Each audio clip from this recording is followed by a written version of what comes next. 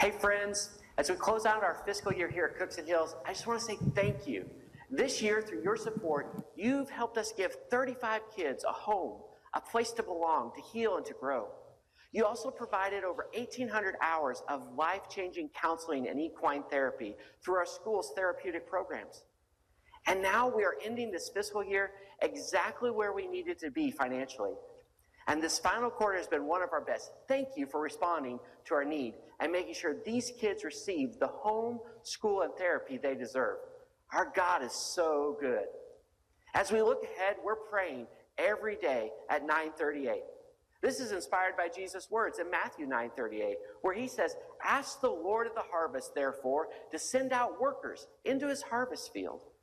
We're specifically asking God to send 2 new house parent couples to join our team, to share the love of Jesus with children in a home just like this one. Maybe one of you hearing this today is that couple. Or maybe you know someone who has always dreamed of being a parent for at-risk youth. Would you pray with us? Would you help us spread the word? And if you've ever thought about visiting, well, now's the time. Open Barn is Saturday, September 27th. We'll start about 9:45 in the morning. We'll go to noon. You can come and you can meet the children, see the campus, meet our team, and experience firsthand what your support makes possible. And finally, I'd ask you to pray for our 2025 graduates. These 7 young people are stepping into the world with courage and purpose, equipped with the life skills they learned right here at Cookson Hills. 3 have already begun their journey in the workforce. Another 3 are continuing their education this fall, pursuing ministry degrees at 3 different Bible colleges. And 1 has chosen to serve our country in the military. We're proud of each of them, and we are so grateful for your prayers as they begin this next chapter. From all of us at Cookson Hills, thank you. We couldn't do this without you. There we go. There. I want to make sure I played this video. Those of you that are hooked up to their email chain, or those of you that look on Cookson Hills, their website, as well as some of their other social medias, you may or may not have seen that video.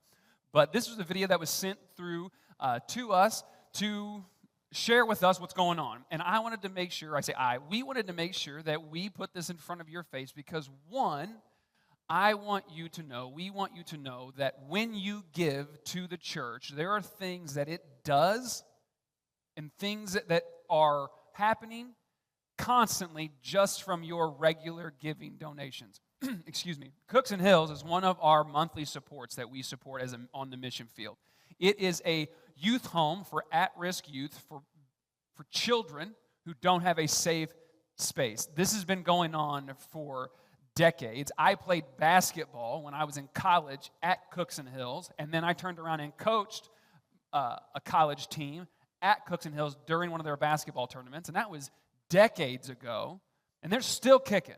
And so I want you to see this because I need you to understand that sometimes your money, let's be very clear, we need time, we need talent, and then your treasure. Notice how God gave it to you. He gave you time first. You popped out of the womb. You got talent that was knit together in you inside of the womb. You got time, you got talent before you ever learned how to use your time and your talent to create a treasure. So if you step foot into these doors and you go, they just want my money, get out. No, stay here. No, we don't. Keep your money. I know, that came out wrong. No, you stay here, but we don't need your money. We don't want your money. Trust. God's going to blow you away with how much He does, with how little you actually give, so that you can give more. But I wanted you to see what you do. Because of your regular giving, you're allowing this organization, this church body, to go as a collective family. We're going to send a regular monetary donation to you on a monthly basis to help you do this mission. You all, you're a part of why that was able to happen. Without you, this might not happen. And so thank you. Thank you for giving of your time. Thank you for giving of your talent. Thank you for giving of your treasure, because those things go to not only do this nonsense that you see up on stage and all around you throughout, right, but to do this stuff. And so sometimes, right, we give and we give and we give in life, and we don't see the return. I want to make sure that you see the return. You and your giving, you're the reason that that children have safe places to go. You're the reason that part of the reason that graduating class is going to graduate with the life skills to do what it is that God's going to lay in their path to do. And not only that, but they have a foundation built around Christ so that when life happens, they have the only thing worth going back to. And so I wanted to make sure we took some time to do that. For those of you that are keeping along, we're in chapter 7 today in 1 Corinthians. Those of you that aren't keeping along, we're in chapter 7 today of 1 Corinthians. To give a little recap of where we've been at, basically this letter was written to the churches in the area of Corinth. And this letter was written, in my opinion, as I read through this and God spoke to me. This is not saying this is what Paul's direct goal was, but as I read through this chapter and read through this letter, it seemed that Paul was trying to speak that there is going to be order in chaos. And as we've looked at the 6 chapters up to this point, it's a reoccurring theme what this order is. And he's going to make a point here. Now, I'm going to say this because this is what it is, right? We're going to talk about something that might make you uncomfortable. But, again, like last week, trust that that's not the part, that's the point. It's so much deeper because what Paul tries to do and what I'm going to hopefully try to do is explain to you how these things in practice that we see on the outside, that we make a big deal about, they aren't even the issue. It's something even deeper than that. And so, if you're there, chapter 7 is where we're going to be at. If you're not there, you got some time because we're going to pray real quick and make sure that God hushes me up and speaks through me because I ain't got nothing important to say. So, God, thank you for you. Thank you for your son. Thank you for this place. Thank you for this time. Thank you for your word. Thank you for your patience. Thank you for your unconditional love. Thank you for this beautiful weather. I just pray, Father, as we spend some time right now, that you will speak to our hearts, to our head, to our lives, that you will speak directly, specifically to us, so that we know who you are. We know where you are. We know where you want us to be, Father, and we know that you're close enough to be involved in any and everything we got going on. Father, I love you. We love you. And all God's people said,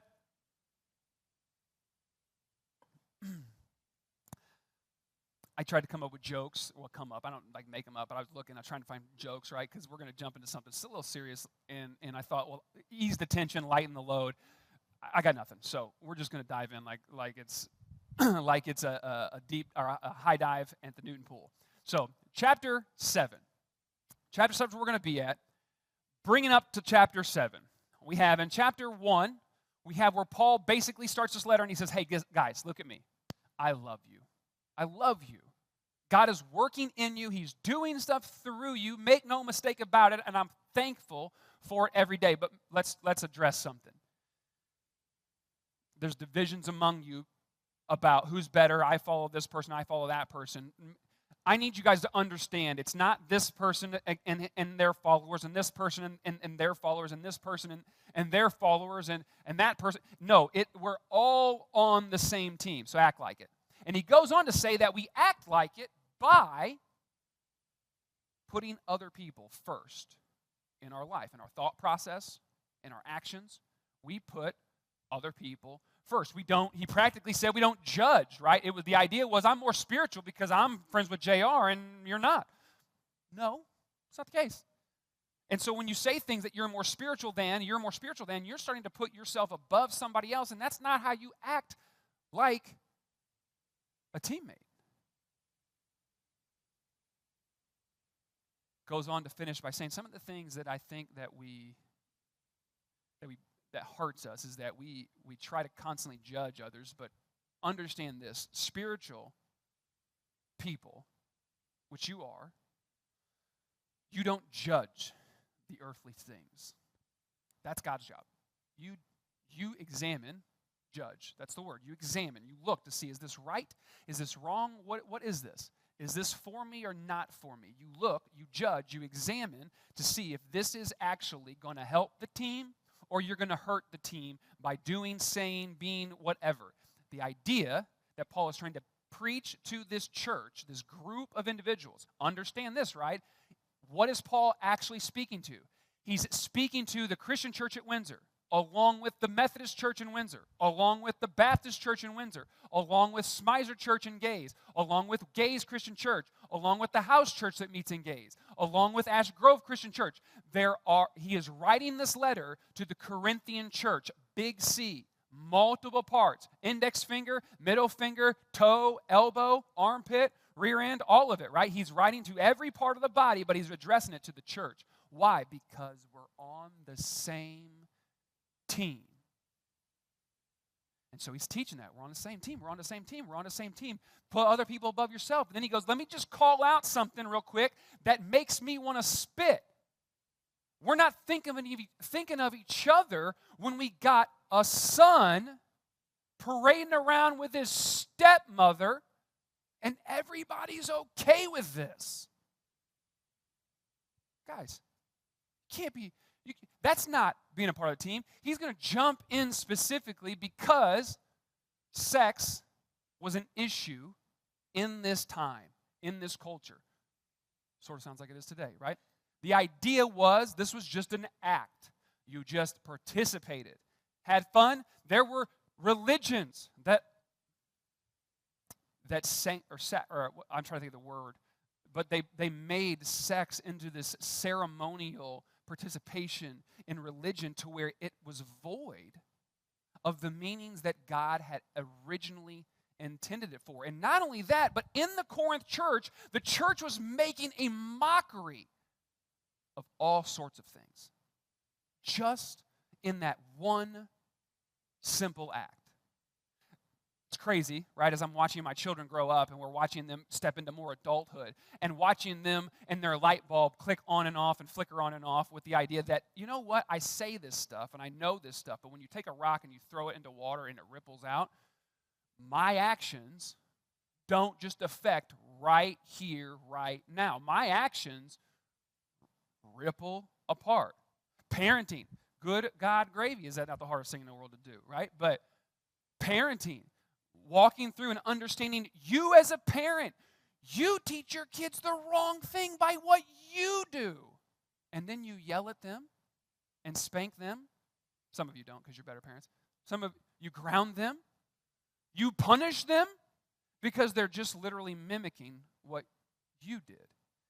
Do as I say, not as I do, right? And Paul's addressing and speaking directly into this nonsense of do as I say, not as I do. And when he attacks this commitment, he gets real involved here in 7. And the commitment that he's attacking is this idea and this truth of sex. Now, trust. We're not stopping at sex. We're going to use sex as a vehicle to get to the point in which Paul is trying to make to the church here at Corinth.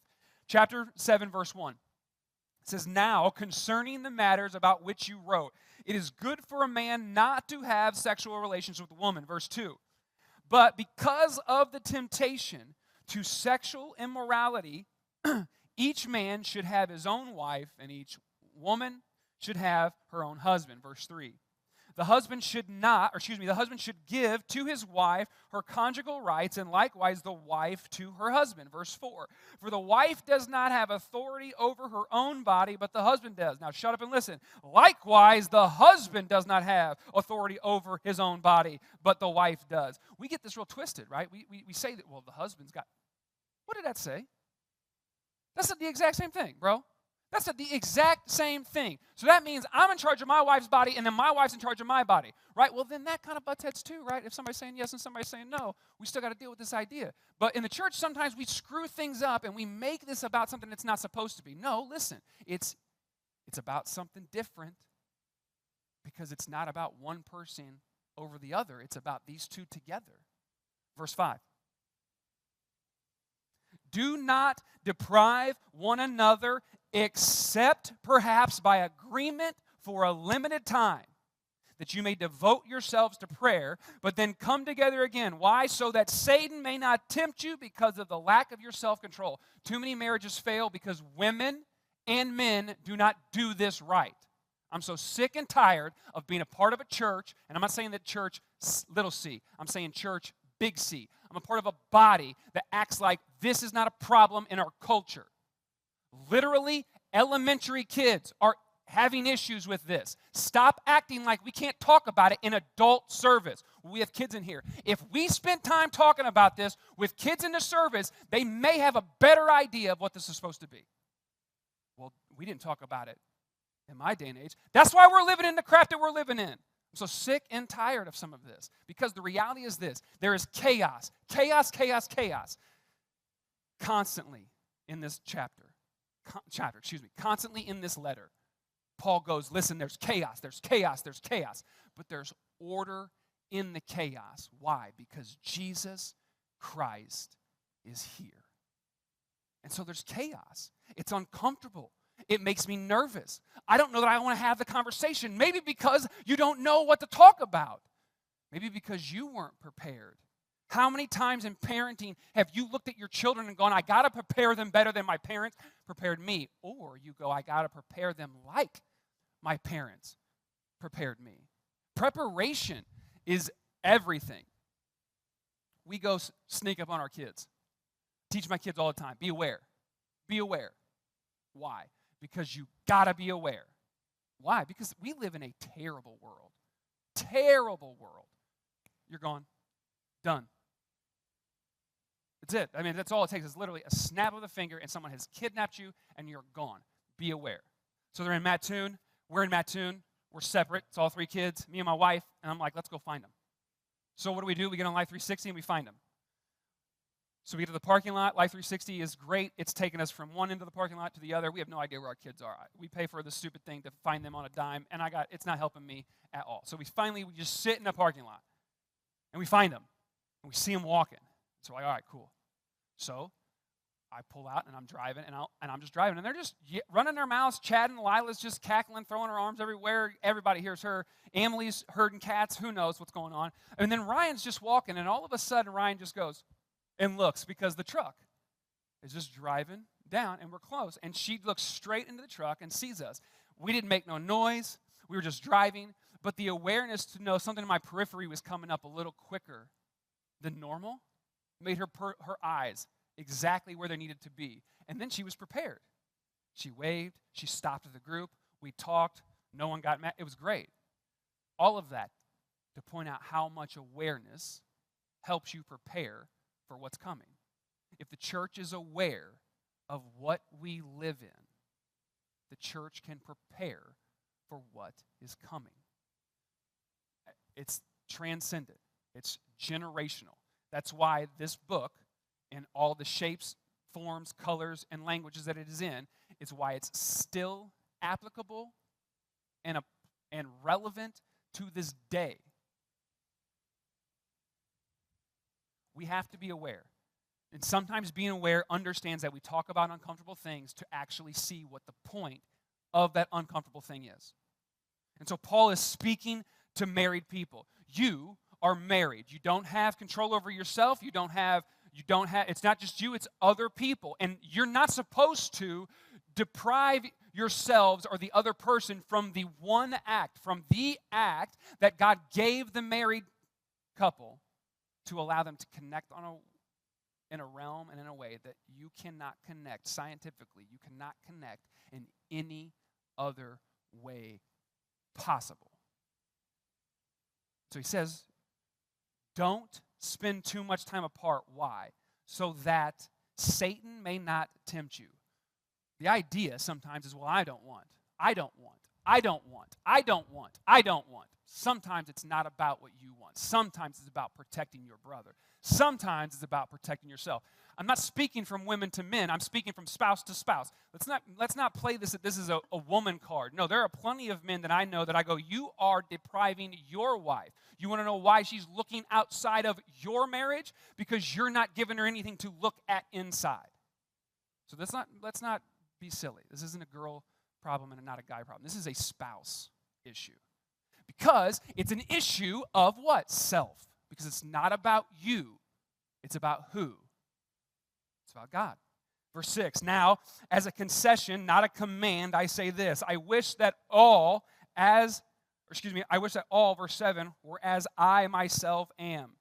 But each has his own gift from God, one of one kind and one of another. We've already talked about this, right? Paul has mentioned that God apportions to those the way God sees fit. So, right, verse 7, but each has his own gift from God, one of one kind, one of another. We're going to go to verse 8, to the unmarried. So he's talked to the married person, right? Now, unmarried. To the unmarried and to the widows I say this, it is good for them to remain single as I am. But if they cannot exercise self-control, they should marry. For it is better to marry than to burn with passion. Burning with passion in this realm leads you to step outside of a commitment that you made. It leads you to doing practices that are now considered sin because they are done outside of the boundaries and the confines at which God has given us and established. But he said, married people, it's not about just you, it's about the other person. Single or unmarried people, widows, right? It's not just about you, but if you're going to have an issue, there's something bigger than that issue about being unmarried and about being a widow. And if you're going to fail and you're going to sin, you need to be prepared and aware and take care of that.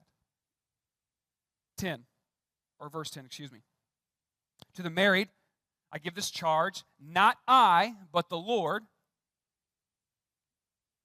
The wife should not separate from her husband, but if she does, she should remain unmarried or else be reconciled to her husband. And the husband should not divorce his wife. Verse 12, the rest I say, I, not the Lord, that if any brother has a wife who is an unbeliever and she consents to live with him, he should not divorce her. This is talking about being unequally yoked, constantly growing up. Don't be unequally yoked. And what are you talking about, Mom? I don't even know what a yolk is. Like egg? That's disgusting. Like all of it. Don't attach yourself to somebody that is not going in the same direction as you. Dating, boyfriends, girlfriends, whatever, fiancés, right? Do not date someone that you are not going to go in the same direction as. Don't be unequally yoked. But he says, listen, if an unbeliever consents to live with him, don't divorce her. Keep going, verse 13.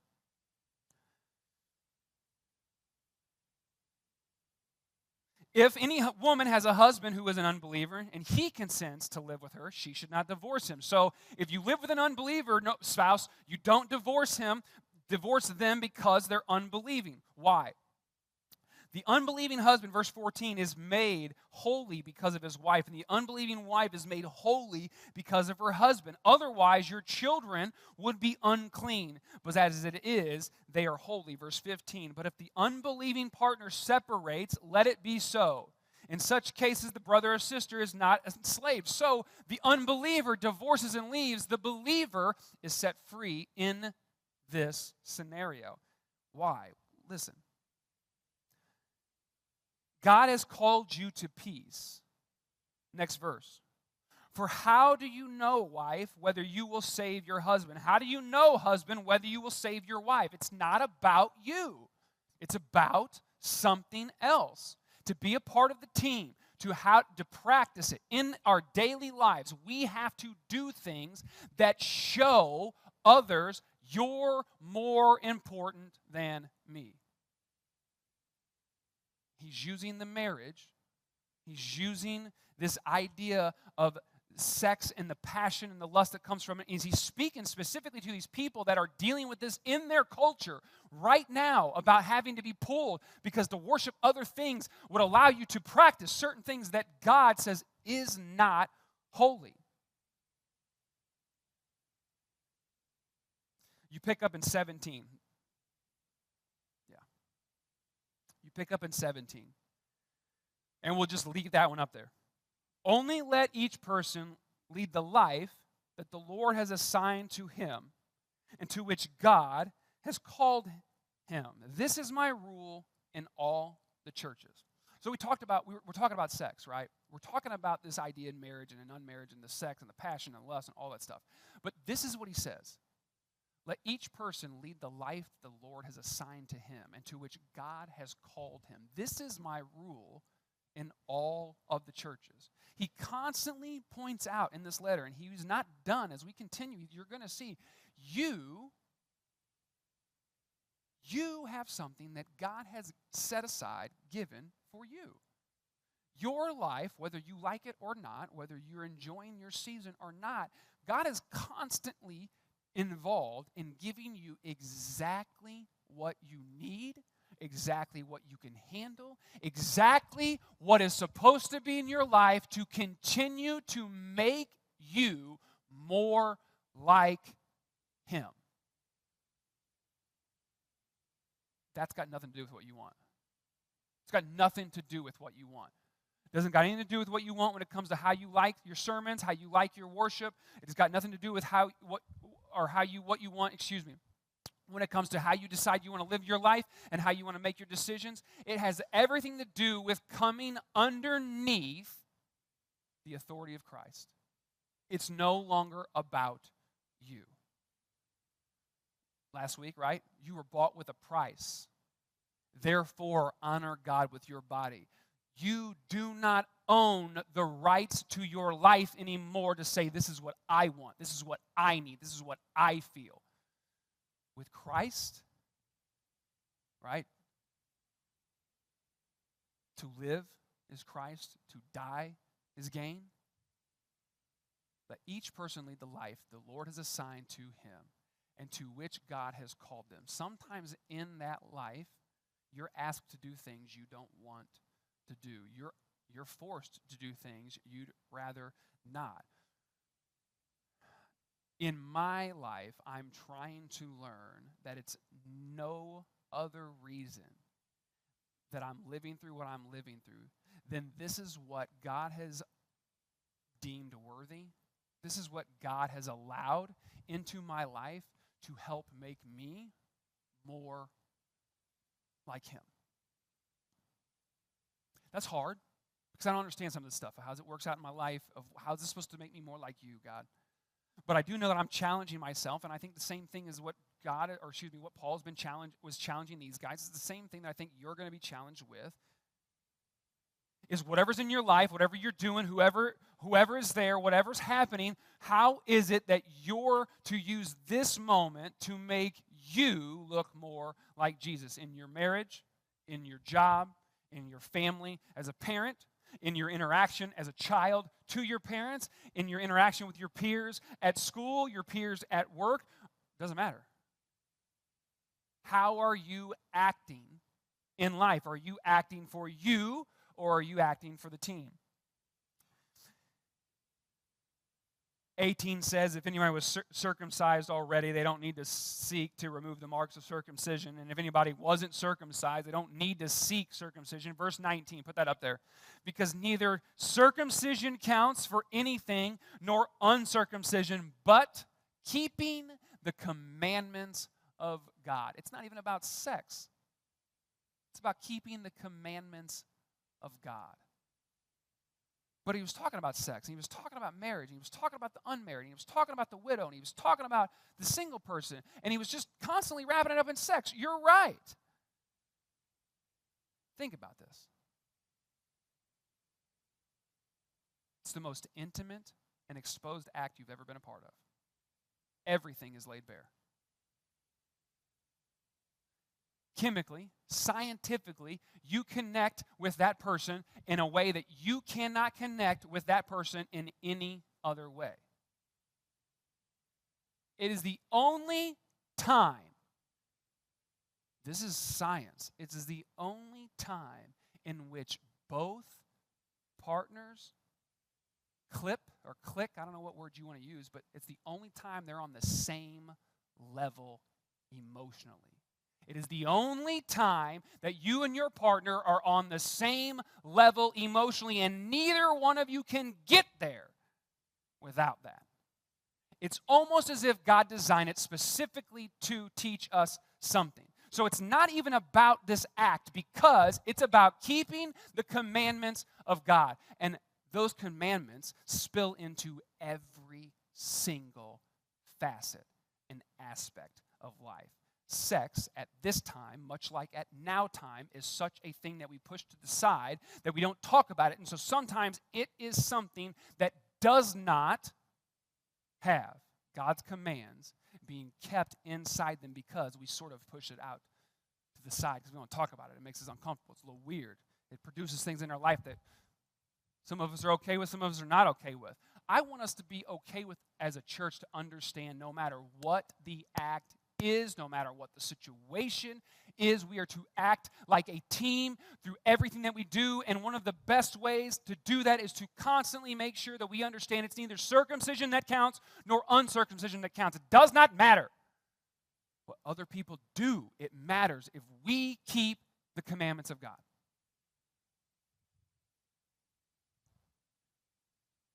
He goes on to say things.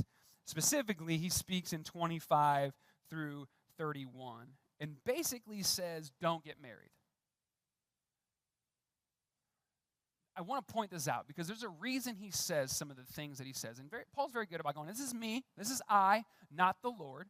But I want to read to you that Paul's concern inside of the married person and the unmarried person is this. This starts in verse 31. No, I lied, 32.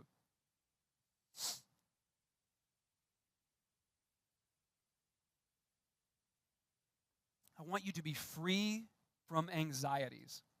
I don't know if you suffer from anxiety. Some of you, I would say you're part of the generation that doesn't know how to spell or even know the word anxiety. It's not in your vocabulary. Anxiety is a mess. If any of you have ever watched the movie Inside Out 2, the moment with anxiety around the control board as it's freaking out and it's spinning around and it's so chaotic. It's in the eye. I mean, basically, this person, this emotion has created a tornado, and they're standing in the eye of the tornado, and as this is just wind is all around, right? That's anxiety. It's a perfect picture. So if you don't know what anxiety is, you don't know whether you struggle with it or not, you don't know what people go through that have it or not, just YouTube it. It's on YouTube.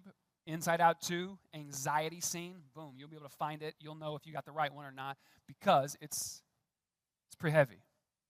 But he says, I want you to be free from anxieties because the one thing about that scene that I resonate with is that there's no movement. And yet there's no stopping. Can't move from the control board, can't decide what to do in the control room when I have to decide because there's so much swirling around me I can't see outside of it. I want you to be free from anxieties. I don't want you to be frozen and not able to move. The unmarried man is anxious about the things of the Lord, how to please the Lord. He's completely focused on the Lord. 32. The married man is anxious about worldly things, how to please his wife. Keep going, 34.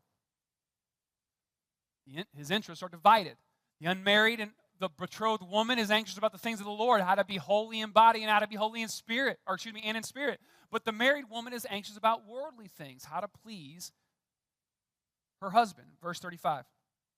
I say this for your own benefit, not to lay any restraint upon you, but to promote what? Good order and to secure your undivided devotion to the Lord. That's the point. That's the point. It doesn't matter about circumcision. It doesn't matter about uncircumcision. It matters about keeping the commandments of God. And it doesn't matter about anything other than, are we promoting good order? And are we securing undivided attention to the Lord? Do you have good order in your life? Are you secure in your undivided attention to the Lord? The answer is no. The answer is no. But we constantly move forward and we constantly challenge our thought process in all of this. Paul was speaking to an issue, and they took it a little bit farther to speak directly to an issue that even transcended deeper than that. And then he goes, it's not even the issue of outside practice. What it is that you're not undivided in your devotion to the Lord. You're not focused on keeping the commands of God. You're focused on other things. This person, this place, that place, this action, that action. You're focused on things incorrectly. And so I just want to challenge you this evening, or today, as I've been challenged in reading this, in my focus. I think as Paul constantly walks through this, he's constantly pointing back to one thing, and that's Jesus. He does that through Jesus Christ himself, but he does that through our Heavenly Father as well. My challenge to you is the same. Are you concerned with circumcision? Not the actual circumcision or uncircumcision, but metaphorically speaking, right? Are you concerned with circumcision and uncircumcision? Are you concerned with things that do not matter? Or are you concerned with the keeping of the commandments of the Lord? Where's your attention? Is it divided or undivided? I'm going to say this as we end. I know a lot of people, Reg, you can come on up. I know a lot of people say you can't multitask. Play a video game. Play a video game. You learn how to multitask real well. Go to Miss Central's second grade class and watch those kids do the Chromebook. They know how to multitask. They're not always on task, but they know how to multitask. Trust, you can multitask. No matter whether you think you can or not, you can multitask, because here's what I'll tell you. The supernatural power of the Holy Spirit working inside you will give you that superpower to multitask. You can have your attention in multiple places without it ever being divided. And so if that's a struggle for you, understand that you need to spend some time with God this week going, how do I do that? Because make no mistake about it. It doesn't matter that you say you can't. You're still going to be asked to. Because it doesn't matter about circumcision. It doesn't matter about uncircumcision. Are you keeping the commandments of the Lord? How do you do that? By keeping your undivided attention. Undivided attention. Solely on Him. Listen, let's stand and pray. God, thank you. Thank you for you. Thank you for your Son.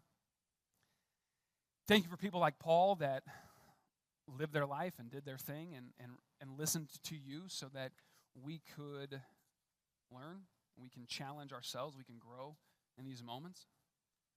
God, I pray that as we spend some time together hanging out in fellowship, as we leave and we go finish our weekend and start our weeks, that you will continually put people into our path to help us look more, to be more like you. God, my prayer is that as each of us leave, that you continually show us how you're constantly active in our life. You continually show us how you're using us right now in the moment that we're in. And so, God, I just pray that as we close today, that it'll just be a closure in moments here, but not a closure in our time with you. I love you. We love you. And all God's people said, amen, amen.